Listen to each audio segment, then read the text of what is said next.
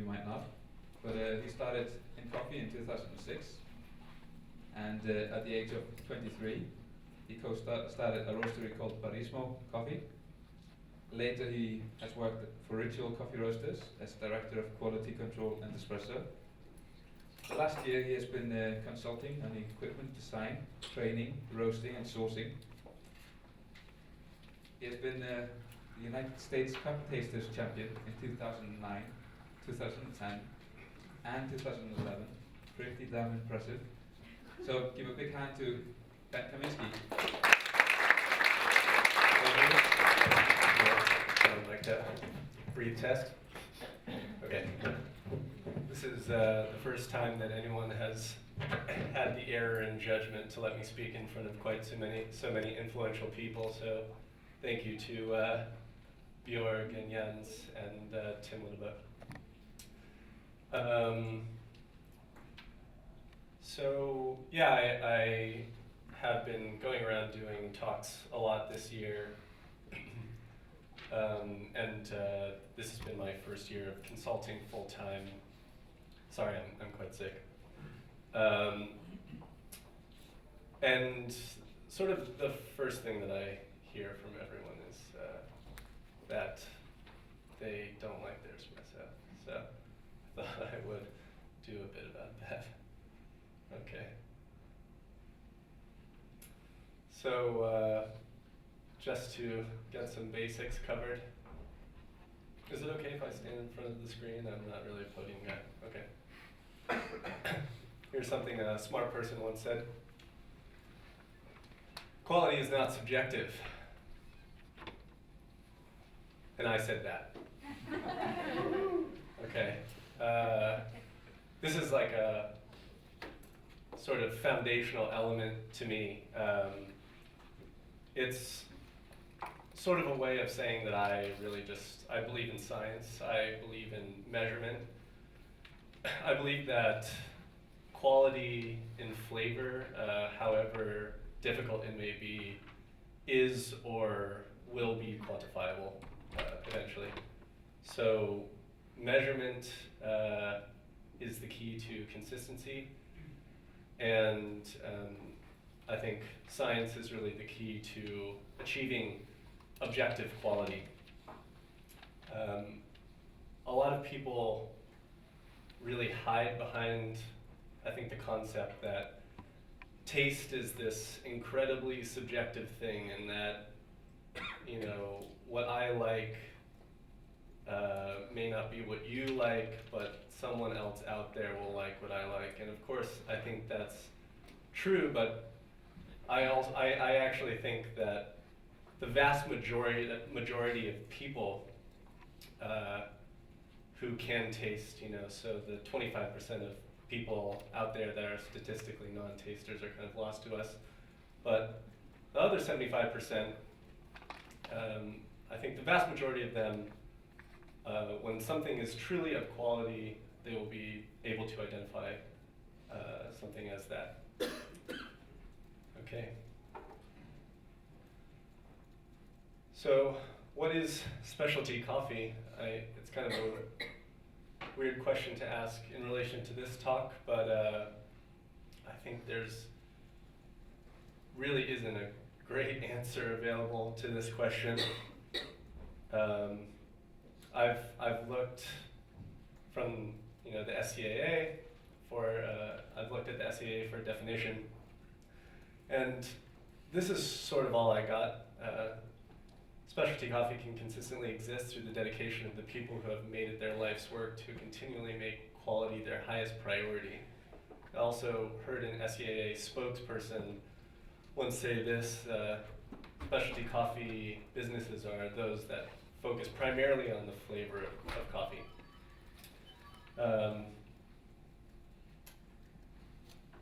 I also found this quote from Rick Reinhardt: whether green bean, roasted bean, or prepared beverage, and by the quality of life that coffee can deliver to all those involved in its cultivation, preparation, and degustation, a coffee that delivers satisfaction on all counts and adds value to the lives and livelihoods of all involved is truly a specialty coffee. It doesn't really say much about its flavor. From the same essay, I guess, this is Don Hawley paraphrasing Erna Knudsen. In essence, the concept was quite simple. This is of the first reference of the term specialty coffee. Special geographic microclimates produce beans with unique flavor profiles, which she referred to as specialty coffees. So I think this is actually pretty good, and I've kind of come up with my own definition here. Slightly more sexy. Extracted coffee of any concentration, where by virtue of its flavor alone, one could derive some sense of that coffee's high quality of picking, country of origin, variety, terroir, and or processing. So I really base it entirely on the flavor of the coffee. Of course, specialty coffee is a grade in green sorting, green evaluation. But in reference to what we're all trying to produce, I think this is the best definition I can certainly come up with. It's simply to say that if you can taste a coffee and you don't really have an idea of these things, I don't really qualify it as specialty coffee. And of course, that can be the result of many different issues, whether that be the green coffee, the roasting being maybe too dark or too light, and certainly the brewing. And this is where a lot of what I have to talk about comes in today. Incorrectly brewed coffee is, of course, not really a specialty. If it's just completely sour or completely bitter, you don't have an idea of these things. So I hope that's somewhat helpful. Okay. So what do we know? We know that refractometers are sort of widely out there in the world now. There are, maybe something like 3,000 to 5,000. I don't actually know the exact number. I've just been given a range by Vince. And we know that they work, and we know that the specialty coffee, those sort of general gold cup boxes that exist, really work to produce coffee that we like and also presents the flavors that we're talking about that really register as specialty.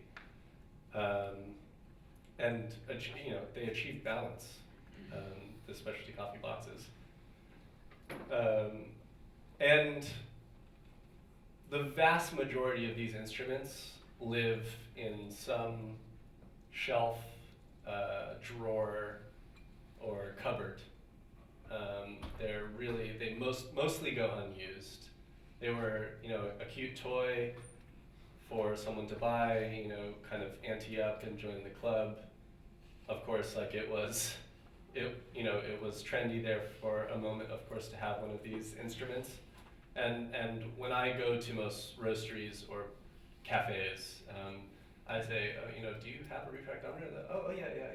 So it's right over here. Yeah, we'll just dust it off for you. And how do you use it again? And they are, the ones that are used are very frequently used incorrectly, I find. It's pretty shocking, actually. And I would actually go a step further.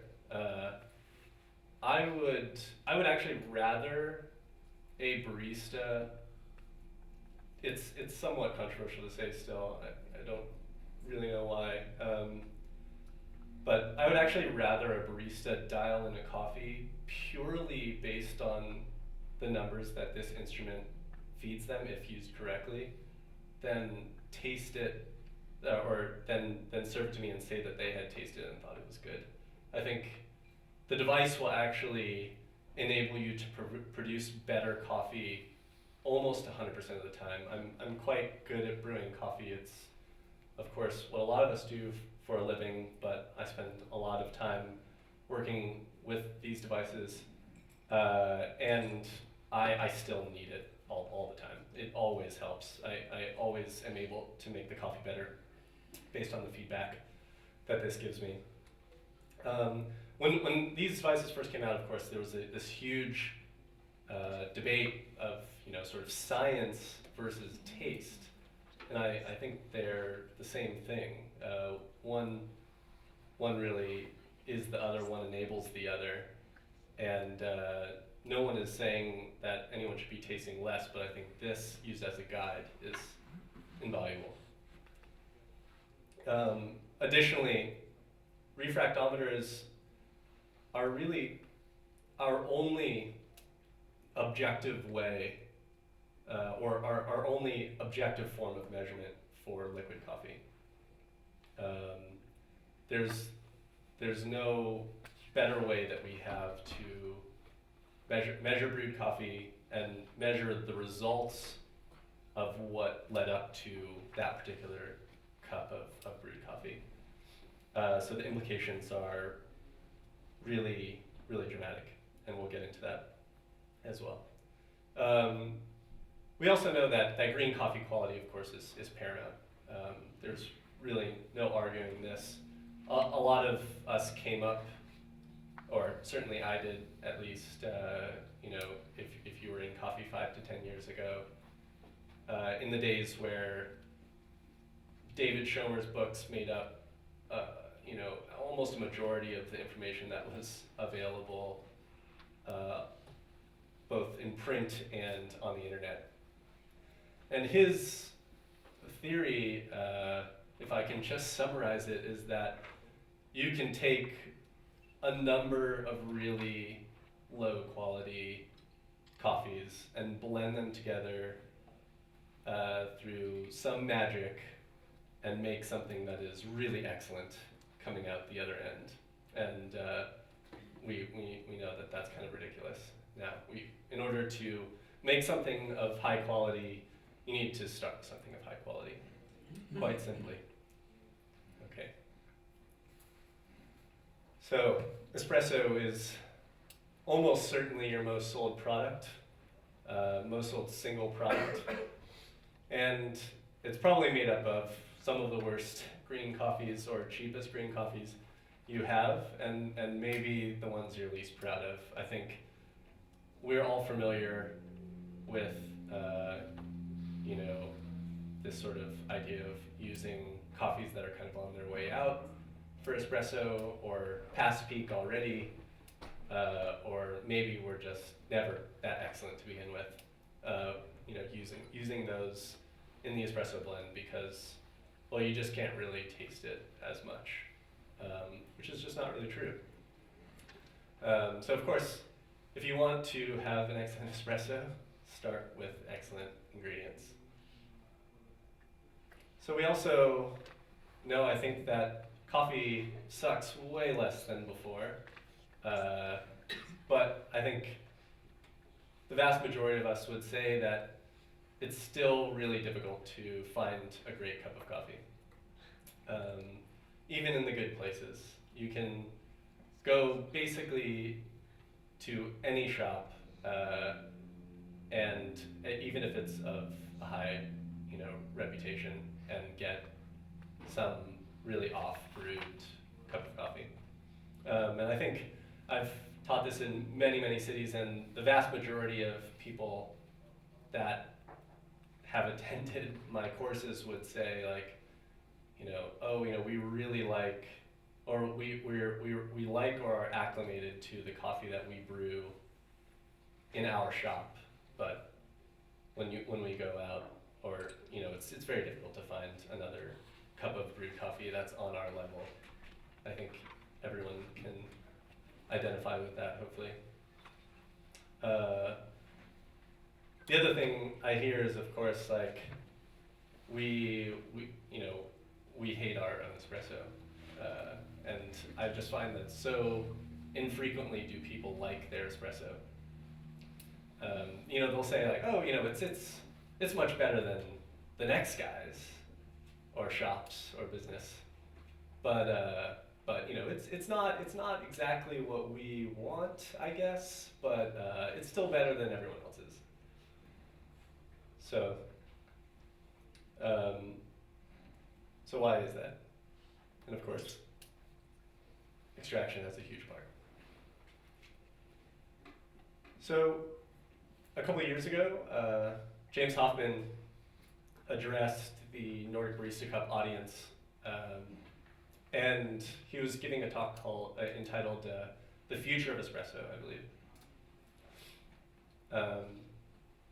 And he polled the audience at the end of the talk and said, you know, how many of you can pull the exact same shot of espresso back to back? And no one raised their hand. And he said, okay, you know, 1 out of 3. How about that? No one raises their hand. And he does 1 out of 4, and 1 out of 5. Finally, about half the room's hands go up. And he says, okay, so is it us that's the issue here? Or is it that espresso is an inherently flawed brewing methodology? And everyone's like, oh yeah, no, espresso sucks. And you know, like now is the time for filter to take over again, once again, as the perfect brewing method. And I actually completely disagree with this statement, this conclusion. And that is because, really, I would say all brewers are flawed. Every brewer that we use, to at least a certain extent, has a flaw or makes it very difficult to use. With the French press, of course, basically imitating a cupping with a very coarse metal filter to separate the grounds, or some of them, from the brewed liquid, and you end up with these murky cups. The Eva Solo, a slightly modernized French press. The Clever Dripper, usually retaining about 60 to 90 grams of coffee beverage in the brewer, simply because the fines cause the brewer to choke, generally. The AeroPress, a very finicky little gadget that occasionally makes excellent coffee and sometimes just the opposite, of course. And no one has ever made a good siphon.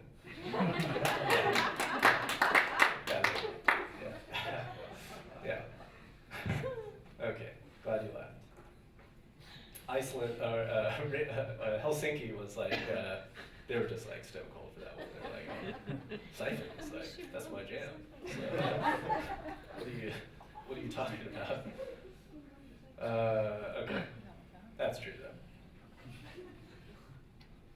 So what's actually wrong with the espresso machine? You know, we have essentially our most thermally stable brewer. It is a flatbed metal filter basket fed by a shower screen, so the water is very evenly dispersed. The pressure is stable and adjustable and variable on the fly in the case of the Strata EP. And they're built, you know, mostly ergonomically and for speed and to be used over and over again in rapid succession. So what's actually wrong with this? You know, are we using it with the wrong equipment, i.e. grinders, or are we using it in the wrong way? So let's just go over some basics here real quick.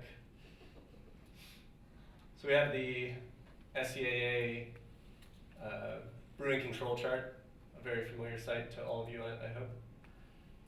We have the strength and TDS on the y-axis and the extraction yield on the x-axis here. And this is sort of what we have now, the VST Coffee Tools apps. And of course, again, the SCAA box here in the blue, 1.15 to 1.35% TDS, 18 to 20% extraction. That was first developed by the Midwest Research Institute in the 50s, using more or less the same coffee brewing technology that we have now, except we have better ways to measure it. The SCAE box, 1.2 to 1.45% TDS, so slightly stronger. and the NCA, Nordic Coffee Association, 1.3 to 1.55, stronger still. I think the Nordics have had lighter roasted coffee for longer than really anywhere else. So they sort of supplant some of that lost body in strength. Okay, and of course this is the, effectively the brewing timeline, or grind as a function of time. And that line, stems from 0. And in this example, it shows us that for an 18.7 gram dose of coffee and producing 267 grams of beverage, you must produce a brew that ends up on this line. So there's no combination of that amount of coffee and that amount of liquid that would not end up on this line somewhere. And of course, being able to, if you wanted to move up the line, you would grind finer, brew longer, agitate more. Moving down the line, grind coarser, brew shorter, agitate less. Okay.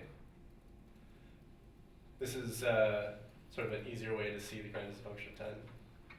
So stemming from 0, you can see all the different brewing ratios for filter. Those really stop at about 30% because that's the maximum extractable mass in coffee. The rest of it is fibrous cell wall. Is this familiar to everyone? Okay.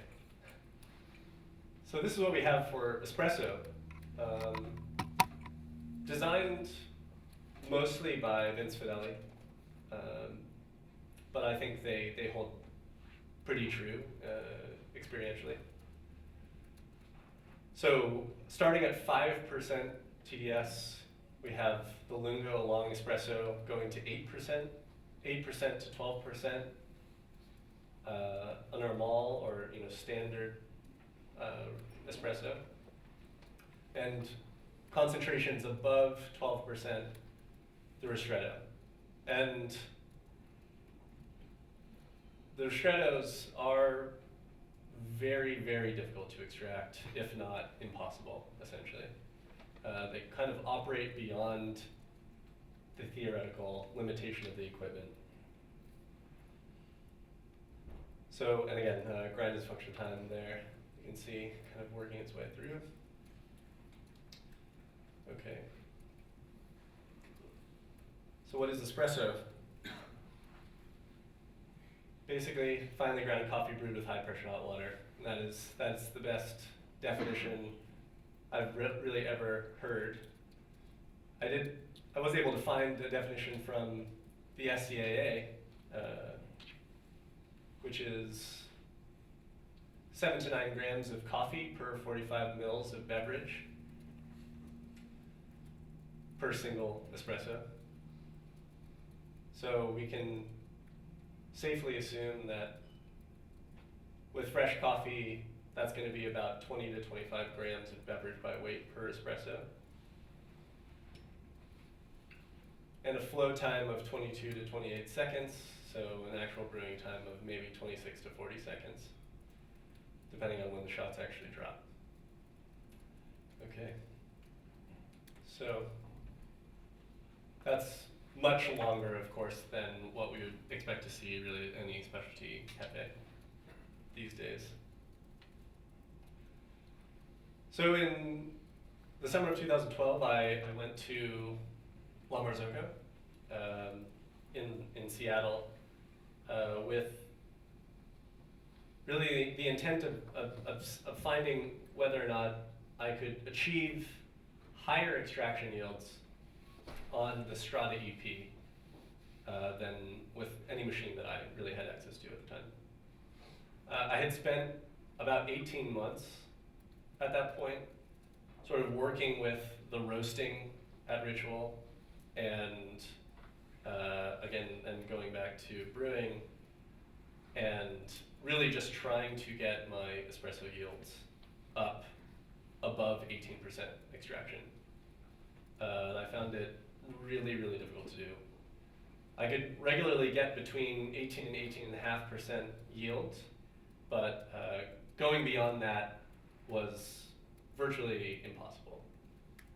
There was just no way I could do it. And of course, I was convinced that it was the fault of, development, this kind of loose concept of turning green coffee into roasted coffee that everyone seems to have a different opinion about. But I was sure that it was the roasting, in fact. And so, but I wanted to check to see if this machine in particular could actually offer me much higher extraction yields than another machine. And why was I after higher extraction yields? Because one, my espresso was sort of cooling sour or tart, I was calling it at the time. And two, I thought my espresso tasted roasty, and I just really did not want that in the flavor profile.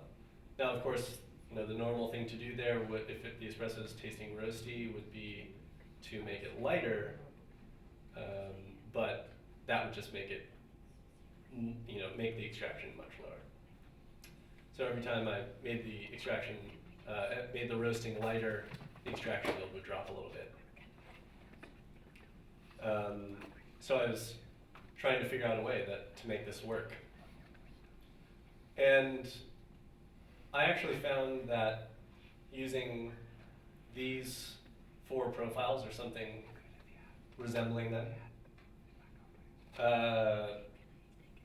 you actually could not do anything.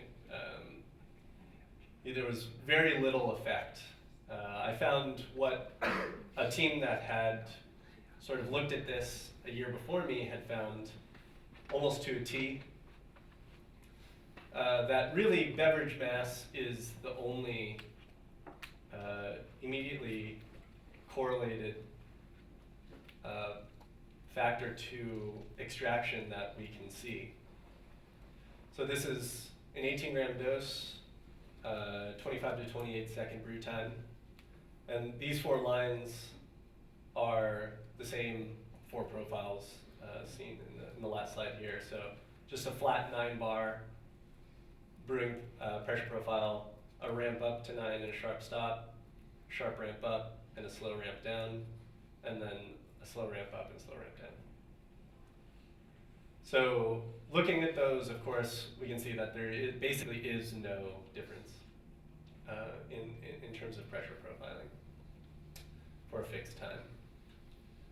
But what we can see here is that with an 18-gram dose, if what you aim to do is cross the 18% extraction line or beyond, ideally, you need to be at or around 36 grams, or at or above 36 grams of beverage. So essentially a 2-to-1 brew ratio. So again, much longer than we would expect from specialty shops, really, at the moment. Here's another way of looking at it.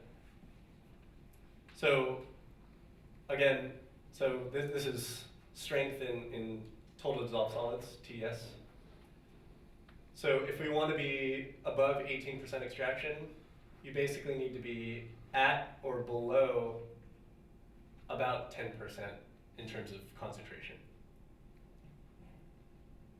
So that really means that the vast majority of roasters and shops kind of have little to no chance of extracting their espresso into the ideal range with their design recipes right now. So like if you're looking at a 20-gram dose for 30 grams of beverage, you're almost certainly going to be under-extracting just about 100% of the time. If you have really ideal water, for instance, then maybe you have some flexibility, but in the vast majority of cases that I've seen, this holds true. So what was I able to do to fix espresso extractions? There we go. Okay, we can really do a few things with the grinder specifically, but also just with the brewing generally to increase espresso extractions. So putting at least a kilo of coffee in your roaber, for instance, will increase extraction yield by just about 1%. It's pretty shocking, but even for the exact same flow rates, the espresso will extract less. So you won't have to change the grind even. Like, there's no visual cue. The extraction will simply drop. So I was getting like 1 pound or half kilo samples from my roasters whenever I wanted to test an espresso. And I could never get the extractions where I wanted them. Sometimes they would be there and sometimes they'd be gone, like so almost arbitrarily. And then I started getting larger batches and the extractions went up uniformly. It was really frustrating. So using the correct headspace, of course, just proper doses, basically plus or minus 1 gram from the rated dose of your VST basket. It's quite helpful. Most people don't seem to do that. So I've uniformly gotten the best results from specifically the 20 gram VST basket. And if you don't like the way your coffee tastes in that basket, it's because of the coffee. It's not because of the basket. It has nothing to do with the basket. The basket is just a filter, and it's very well designed. And a lot of people are like, oh yeah, the VST baskets, they just kind of make the coffee taste roasty. Like, yeah, but your coffee is roasty. It's a really simple issue. You make the roast lighter. You have plenty of room to play with here. No worries, the coffee's going to taste much better. And you know, it doesn't really make sense that an uneven basket, a basket with an uneven design in terms of the whole shape and pattern would extract the coffee better or in a way that tastes better.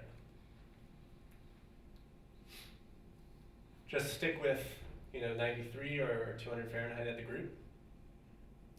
And oddly enough, and unfortunately, a flat 58.4 millimeter tamper will actually extract your coffee a half to a full % higher, pretty uniformly, which seems really odd that something so small could make such a big difference, but it is actually true.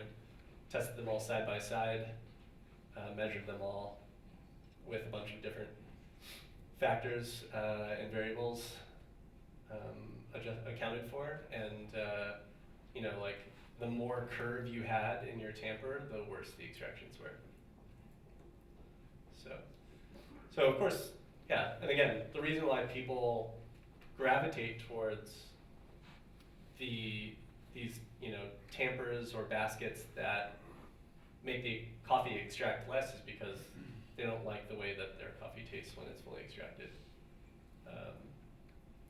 So that is the problem. So here's a common recipe. It's one that I just saw at a client's cafe. 19 grams in, 30 grams out.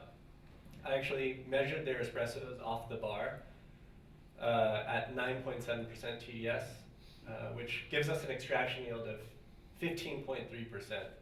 So this espresso was incredibly sour at the same time as it was very, very roasty. So they were trying to compensate for the sourness with increasing roast, right? And they still had both. Well, that was the result of where they had worked themselves into this corner. So I said, oh, okay, I can at least fix one of these things right now. And the result is actually quite interesting, because I was actually able to maintain the exact same concentration in the cup. So the strength was equivalent. But I was producing almost 50% more beverage mass, and resulting in a 21.5% extraction. So the extraction went up by 6%, and we were pulling a much longer espresso for the exact same actual perceivable strength. Except mine was not sour. It was very roasty though. And of course, it's very simple to correct for that. You make the coffee lighter. But I see this all over the place. I just think it's so funny that you can actually just maintain the same strength while increasing the extraction so dramatically. So fines are really at the root of why we have so much trouble with espresso extraction. They are, of course, just the byproduct of grinding. They always occur in the grinding process. And they are the sort of infinitesimally small particles that make it through the standard sieve set, ground coffee sieves or sieves for rating soil, usually. And there's a standard set, and the fines would be the ones that make it to the pan fines. So these are really what's screwing us up here, actually. So what can we do about this? What happens when they're not actually present to the same extent?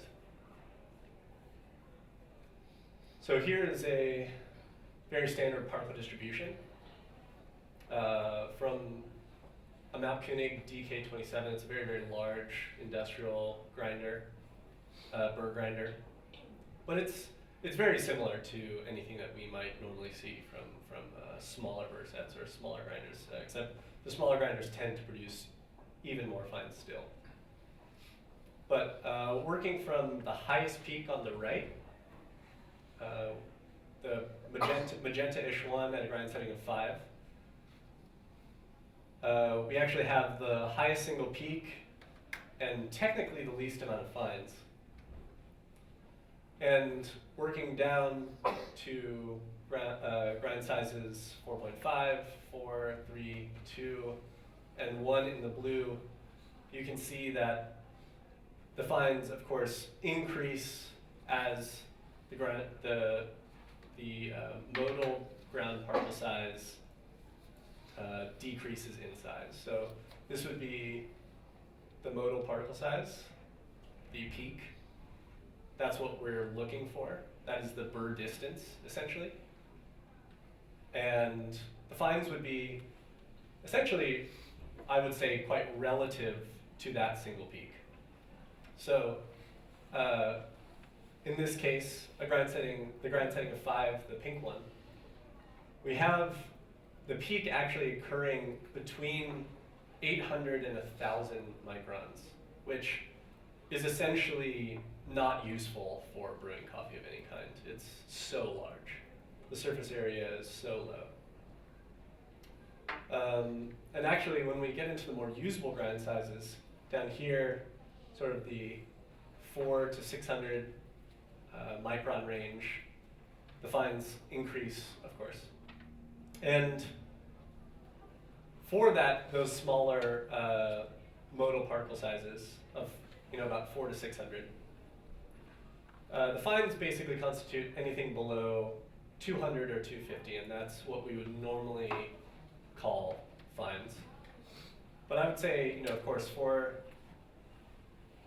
this larger peak here at grind setting 5, the fines for this peak are basically anything below 400 microns. So, I mean, it does have a sort of fixed definition, but I do think it's useful to think of it as, actually relating to the modal peak. Yes? How did you measure?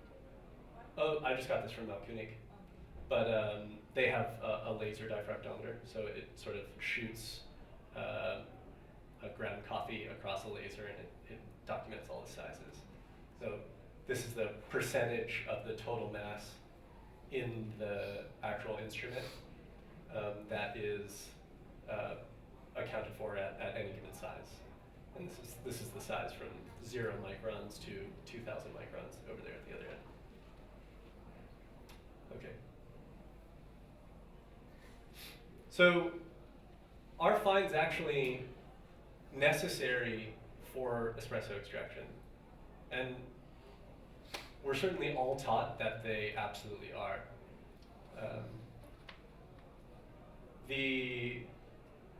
The fines actually account for a much larger percentage of the particle distribution in espresso grinders, and this is by design. This is from a rover, and even within this picture we can see sort of, we have like kind of a coarse chunk here and here, and then in between we have much smaller particles that are the fines. And these really restrict the flow of the water through the coffee bed. Scott Rayo, in his book, The Professional Barista's Handbook, which I really recommend reading, he talked about actually doing an experiment where he sifted the fines out of his ground coffee and tried to pull a shot with that. And the result, as he saw, was that it came out, in about 18 seconds. Like, it basically shot right through for the actual beverage mass that would be identifiable as espresso. And this is of course true. We would have espressos kind of just or water just blasting through the coffee if the fines were not present, but we really do not need them to nearly the same degree that we are told. Essentially, we should actually be using grinders producing far fewer fines, ideally, if what we wanted to do was actually get an even full extraction. And kind of an interesting thing that Matt Perger did was he used a grinder that was had a much more accurate particle distribution. It was a filter grinder, and he did the exact same thing, of course, passing it through the burr set, grinding as fine as he could, and the ground coffee was actually not fine enough to restrict the flow of the espresso, so he was getting basically 18% extractions. Or sorry, he was getting 18-second extractions. But actually measuring them, the extractions were much higher than in an espresso grinder brewed at a much longer time. So we'll talk about that a little bit more. So grinders. These are some of the common ones that we're familiar with. They all kind of suck. The Rover is really the industry standard, and it, again, also produces far too many fines to extract sort of medium and lighter roasted espressos very well. Actually went to Italy last December and asked them about the particle distribution and could it be made to be more accurate, and they were like, oh yeah, absolutely. And I was like, oh, really? Oh, you can just do it. And they said, oh yeah, we can do that, but we won't. And I said, well, I've kind of identified this issue, which is that with a grinder that produces a much tighter, more accurate particle distribution, you can get higher extraction yields.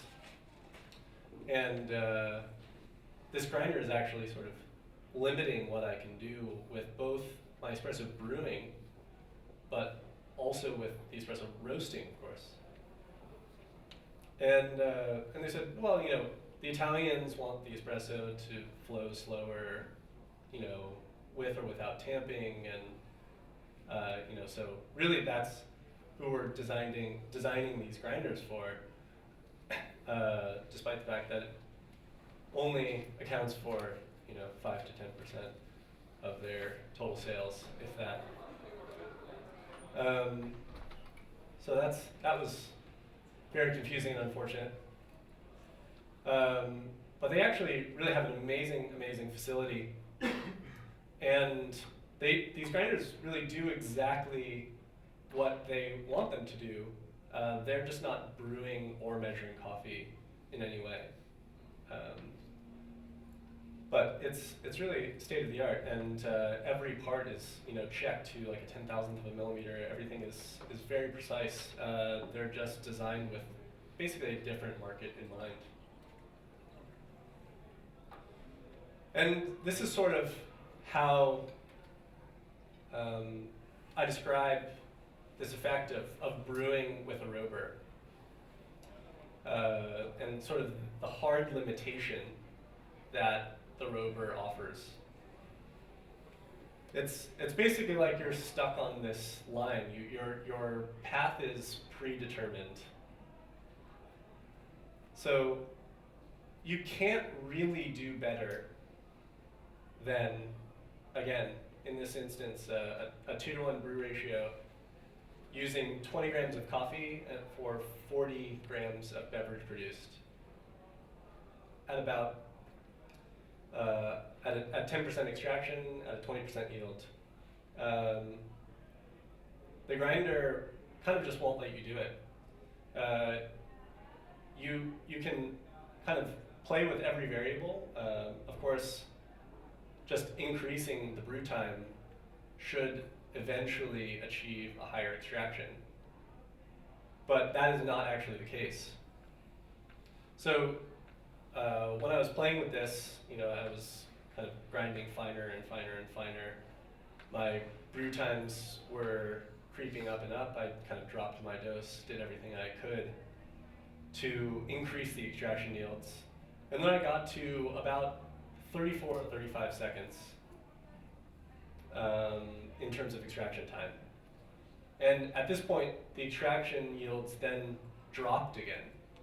So they went up until that point, and then when the flow rate was so low as to achieve a 34 or 35 second extraction time at a flat 9-bar brew pressure, the extraction yields would actually drop.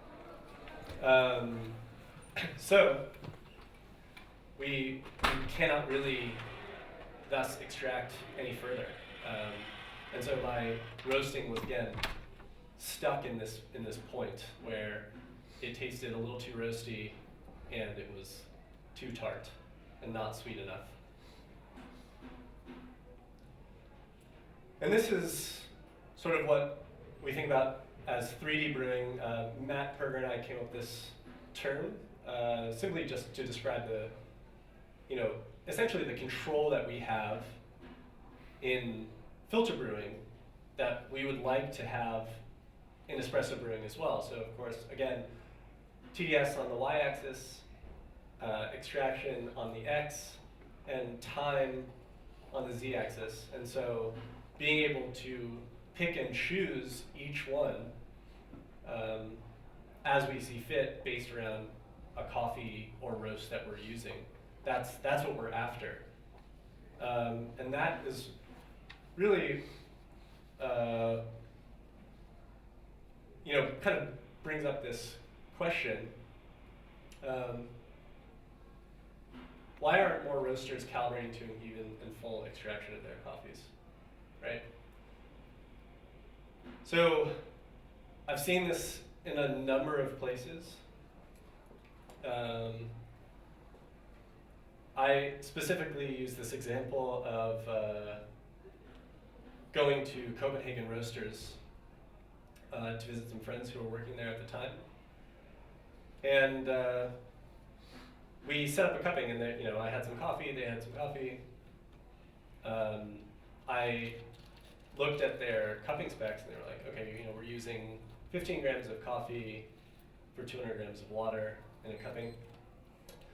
And we're using the coarsest possible grind setting on a Mount Koenig VTA6, the R2D2 grinder. And I was looking at this and I was like, this is not going to produce, I mean, you're not going to be able to extract the coffee with this grind setting. it's far too coarse. I mean, like, I'll humor you here, but so not wanting to be a dick straight away, I let them sort of do their thing, and we, used boiling water. Tasted the coffees 15 minutes later, and my coffee tasted basically like nothing. It was, kind of watery and sour. And their coffee kind of had some semblance of fruit, and also kind of cooled a little sour as well. And they were like, oh yeah, our coffee is much better than yours, actually. It's no contest. And I was like, all right, well, let's try it, the real way. So readjusting the grinder back to a setting of 3 or 4, we redid the cupping, and so again, tasting my coffee, it was fruited and sweet. That we were both cupping Kenyan coffees against each other. And their coffee, they were like, oh, this is no good at all.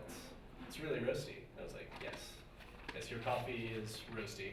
It's too dark. Again, kind of ending up in that same spot. So, how do we describe this effect?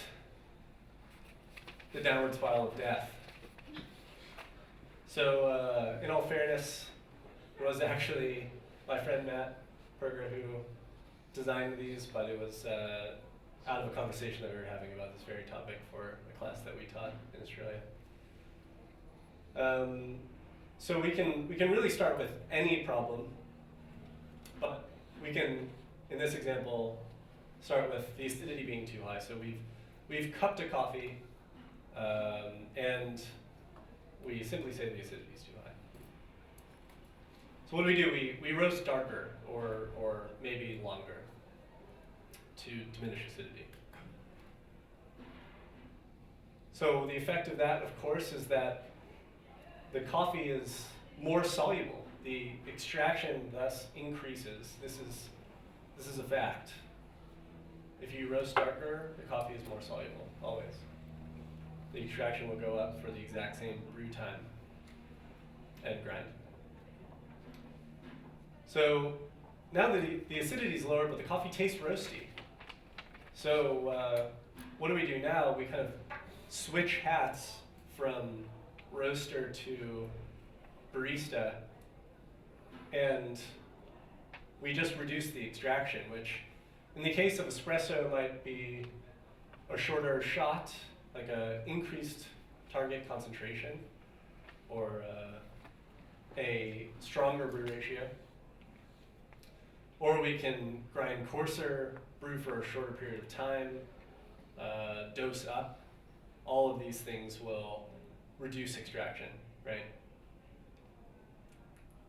So now that lower extraction is sour, which we call acidity.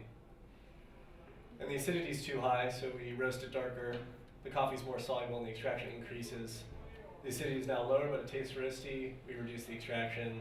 That low extraction is sour, which we call acidity, and so on and so forth. And we kind of get to that place that Copenhagen Roasters was at the time, where they've just decided that actually, in order to make the coffee taste best in the cupping, we will adjust the grind to the coarsest possible setting rather than adjust the roast.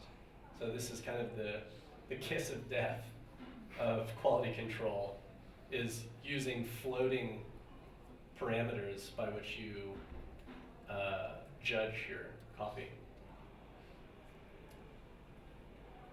Luckily though, there's the upward spiral of happiness.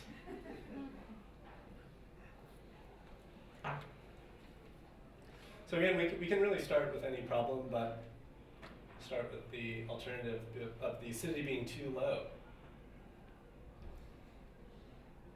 So we of course roast lighter, an easy way to increase acidity. Roasting faster also works. So the coffee is less soluble and the extraction decreases. Again, this is a fact. So now we have a higher acidity because of those elements, but it tastes salty and sour because the extraction has, of course, decreased. So very simply, we measure it at this point, whether it be espresso or cupping, and simply account for the extraction. What we're looking for is to maintain extraction yield through quality control. And we can extract higher in this case. So now we get more sweetness and less salty sourness, and we have the fiery balance that we're looking for. I don't know, I threw that in there just because I thought it was funny. How you doing, Trish? Okay. Measure it. Yeah, measure it. Measure the liquid.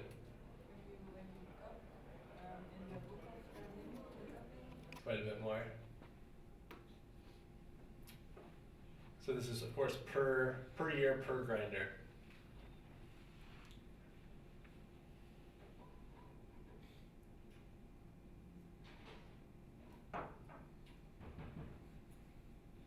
That's, of course, assuming that you're making about 4 to 5 times markup on your cost of goods.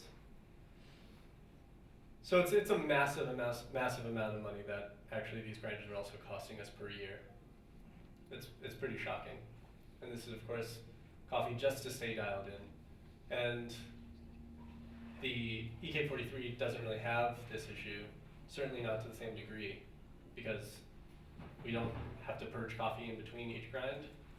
And also, the grind settings are pretty static, assuming a reasonable amount of use. If you're slammed, they get quite hot.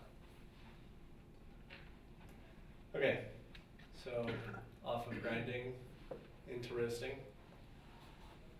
So some common issues that I frequently see. Baking versus development. In espresso roasting, of course, this is a huge problem. Most roasters that I've ever really spoken to will say, especially I would say the longer you've been in the business, the more this idea that the longer you have in time after first crack, the more quote unquote development that you have. I would really disagree with this idea. I mean, at least to a certain extent, you of course start to get diminishing returns. Why you need to have so much time in between first crack and finish is kind of beyond me. When development really starts when sugars start caramelizing at 150 degrees Celsius. So all of that time before first crack as well is sort of fair game. But you know, I think most roasters are doing somewhere between 4 and 5 minutes simply between first crack and finish. It's really, really common. And of course, you're really just baking at that point. It's not, you're not necessarily getting more development. Of course, as you increase roast time, you increase solubility, but you're not getting any return on sugars or long chain carbohydrates. So this is a really a huge issue, and again, when I got to ritual roasters, the common practice was to roast about 4 to 5 minutes for espresso. And as we started to actually extract the espresso more and more, we were like, oh, you know, it doesn't actually taste better. And that's because we were baking. It's really simple. As we extracted more, we were able to see more of the flaws in the roasting. And so, but once we were extracting more, we were able to go back to the roaster and correct them. So underdevelopment really has no fixed definition. It's simply a lack of green coffee flavor in your finished roasted coffee. I've never really heard anyone Tell me a great definition for underdevelopment. Besides that, it's basically flavors of green coffee in the roasted coffee. And I would say it really just depends. I think a lot of us have tried some of the lighter roasted coffees available. I mean, I've heard a lot of people say, like, for instance, Tim Wendemo's coffee is underdeveloped. But I would really just say, like, it's a product of either not brewing it right and not having his water, of course. If development, to me, is based around what you have available to you in terms of water, for instance, is a really great one, because and also equipment, because that will really limit your ability to extract into the ideal range of 18 to 20%. So if you have a roast that is unable to extract to that degree on your own water supply, then I would say that is underdeveloped coffee.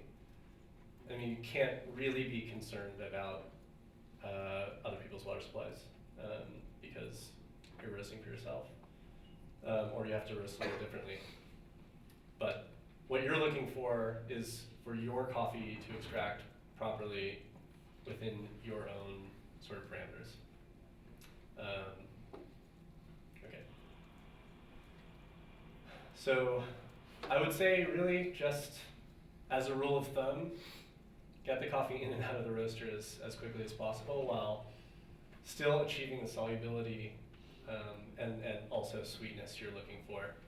I think most people are wasting probably about 2 to 5 minutes per roast on their espresso especially. And so I think this as a guiding principle is a really good one. So some quality control. Color measurement, it's a really good way to double your consistency, and it's really not that expensive in the long run as an investment. They are absolutely crucial. We were able to learn so much about our roasting and see much more uniform cupping tables once we added this device at Ritual. It was pretty shocking. Measure the extraction and cupping in espressos. I mean, again, this is really crucial. Okay. This is kind of a newer technique that Ville Ilona from Hart Roasters really kind of pioneered, I would say. But actually matching the solubility of coffees, especially within an espresso blend. A friend of mine once said that they didn't really understand why you would pre-blend. There was no real why you would post-roast blend. There was no real reason to post-roast blend. You could just blend them in advance and get the blend that you're looking for out the other end. But really, solubility is a massive one. Of course, green coffees grown at different elevations have drastically different densities. And thus, the density and solubility of the roasted product will be very, very different for each individual coffee coming out the other end. Now, we can account for that and change either roast degree or roast time or development time to actually make coffees more or less soluble. So, of course, the lighter we roast, the less soluble, the darker we roast, the more soluble, or faster we roast, less soluble, longer we roast, more soluble. And so, while it might not be ideal for an individual coffee within a blend, making it darker so that they actually extract at the same rate within the blend means that we can achieve a much more uniform extraction. This is really, really helpful. And you kind of end up with this much sweeter espresso, of course, because the different coffees within the blend don't require essentially different grind sizes to achieve the extraction that you're looking for. Okay. And of course, thus, matching solubility across an entire menu is incredibly helpful as well. Yeah? What kind of testing was done on that solubility? Oh, it's really simple. You can just. Do you have testing on that? Have you done? It's very easy to test that, and gather empirical data of your own. Just by using the refractometer, you can put 2 coffees in the cupping bowl, and two different coffees, 2 different cupping bowls, of course. Set up a normal cupping like you would, same brew ratios and everything, measured out, and then basically testing the resulting extraction yields when using identical brew ratios. If one is extracting more than the other in a set period of time, then one is more soluble than the other. Based on the density. Based on density, yeah, and solubility. And so then you're brewing, you say there are widely different results in that. Mm-hmm. Well, like for instance, the extraction levels are widely different. Are the roast profiles widely different? Well, no, because of course, with a denser coffee, if the profile is exactly the same, the solubility of the denser coffee is going to be lower. So, if we're roasting let's say we're blending a Kenyan or Brazilian coffee together, a Kenyan or Ethiopian coffee, like high density coffee, sure, with a Brazilian coffee, much lower in density, or like an El Salvadorian coffee, you would have 2 dramatically different densities, and roasting them on the exact same profile, you would result in dramatically different densities. So, and that's, again, you can just put those 2 coffees through the roaster on the exact same profile and measure them side by side, all variables accounted for. One will extract much higher than the other.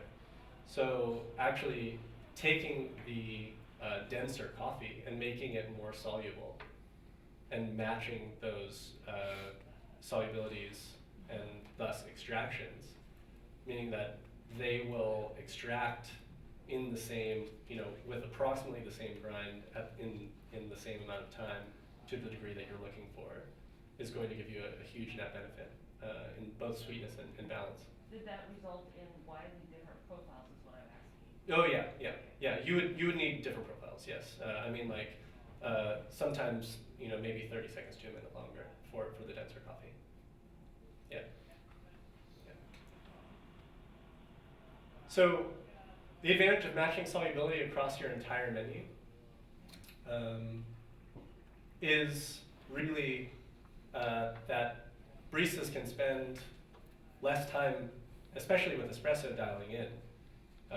If the solubility of one single origin coffee is very similar to that of another, and they're switching back and forth day to day, you're actually going to be able to dial in maybe within just one shot, because the grind adjustment won't really need to change.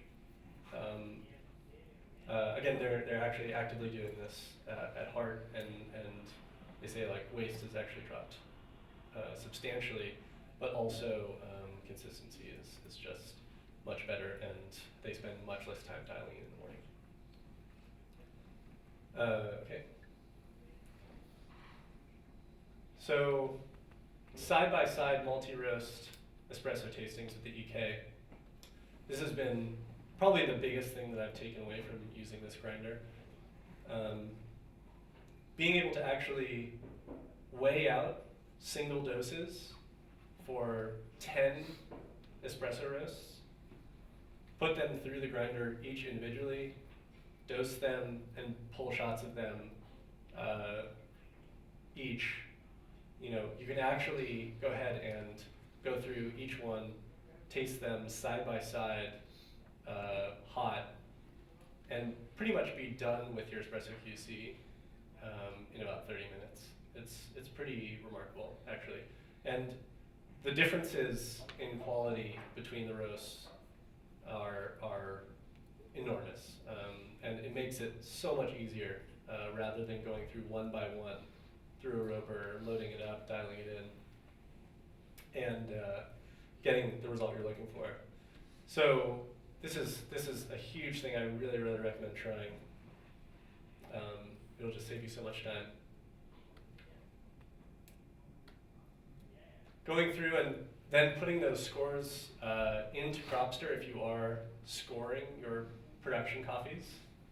You can actually go through, this is a function called Roast Explorer, and sort of select based on quality. You can see, get the higher scoring coffees and actually see a lot of what's happening within that given roast. Cropster is something I use when I'm roasting. It's really helpful, I find. I definitely recommend at least trying it. But it will really help you isolate what you're liking most in your coffee, especially when dealing in higher volumes. So customizing forms for roast assessment, I think, is also a great idea. I think using a standardized cupping form for green coffee is best, but for roasted coffee, not everything really translates. So, for instance, with this one, Square Mile and I sort of decided what was most important in our roasting. So, subtracting points for roast, bakiness, underdevelopment, and age, and then creating multipliers for sweetness, clarity, and quality of acidity. So there's not only weight assigned to those elements, but also actually the ×3 multipliers means that if we score something just half a point difference, there's going to be even more difference out on the total score. And then we have cuppers points. So if something is cupping very closely together, we can tip something over the edge. Additionally, this is a huge thing for QC. Cropster and I worked on a function called Roast Ranger. You should definitely be setting super tight parameters for success. I think it's also one of the best things Tim Wendelbo does is abide by these really strict parameters for a successful roast. Specifically using things like roast value or roast color, final bean temperature, total time, and weight loss, for instance, as well. But you can set these parameters within Cropster for each individual coffee. So, for instance, we can say if the rate of rise drops below 2 degrees per 30 seconds, we want to flag that roast as potentially being baking. And this will not only tell you your sort of success rate or your failed roast weight for each individual coffee, but it actually just emails you every day with a log of what happened for every roast that day, and if it was successful. It's really helpful. And this is in Cropster? Yeah, that's within Cropster. Yeah, definitely we can talk about it if you want to know more about it. But this is what one of the emails looks like. It sort of gives you a report of every coffee roasted, but if you have any failed roasts, it will tell you which roasts those are by ID number, and when they happened, who was roasting, when it happened. maybe if you have someone that's constantly failing roast, you don't necessarily want that person roasting either. Okay, rate of rise, again, sort of talked about that 2 degree per 30-second number, that would be right here. But this is also a function that is natively within Cropster. It really helps you get sort of different perspective on what's happening within your roast. I'll wrap it up here just in a minute. So you can see this one did drop below that mark. And so if, for me, I use sort of that 2 degree mark as a sign that on most machines something could potentially be baking, tend to get bakey flavors in that range. So you would want to flag that, but also really just helps you see that because it's really difficult to see just based on the standard time over temp or temp over time line that we're much more used to. So everything is a little bit more obvious in the rate of rise curve. And what does that curve saying to you? What did you just say? The bottom curve is telling you that. Yeah, but I was oh yeah. So this curve would sort of indicate to me that the rise rate being so low that on most of the machines that I have encountered, that would equate to some bakiness potentially. But of course, it's not guaranteed. Each machine is a little bit different. Each probe placement is a little bit different. Some machines it might be 1 degree per 30 seconds, 1 degree per minute maybe. Okay. I was just saying you were just talking about the thing that was in the circle, right? Mm-hmm. Everything below 2 minutes. 2 degrees 2 per degrees, 30 seconds. 30 seconds. Yeah, that was, yeah. Oh, it was 30 seconds. Mm-hmm. Yeah. In Celsius. Woohoo! Okay. So we'll get into the tasting now, which we're going to be tasting 4 espressos in traditional cupping with 4 different profiles that I think are sort of exemplary of what some people are doing and might be developing or roasting in a way that doesn't work or does work for actually achieving a full extraction. And then we're going to also be tasting those same coffees as espresso. So, but we're going to dilute them, which I think is a helpful trick for being able to taste a lot of espressos in one QC session, is just diluting a little bit. It makes it a little bit more difficult to actually assess the roast degree, but once you get used to it, it's quite helpful. It gives you a little bit more endurance.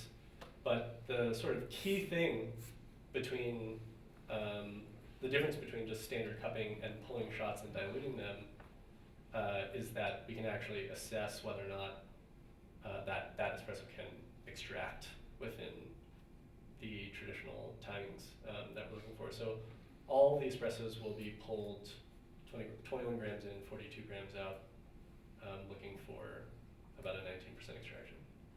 Tim? I know some people are diluting like an every cup. Do you ever do that? Or What's that? when you dilute for evaluation, do you pull all the water through the grounds, or do you add? Yeah, no. So these were just diluting, like bypassing, basically. So diluting with clean water. But of course, yeah, it is also possible to pull just like much longer shots for assessing espresso roast. Is that where you were getting at? Yeah. So like basically pulling shots of espresso that are like 150 grams or 200 grams, say, resulting beverage. Something more towards a coffee shot, except kind of in the middle. So still using just the espresso machine actually to pull all of the beverage through. It's also a helpful technique. So yeah, we'll actually just go out and taste now. Thank you so much.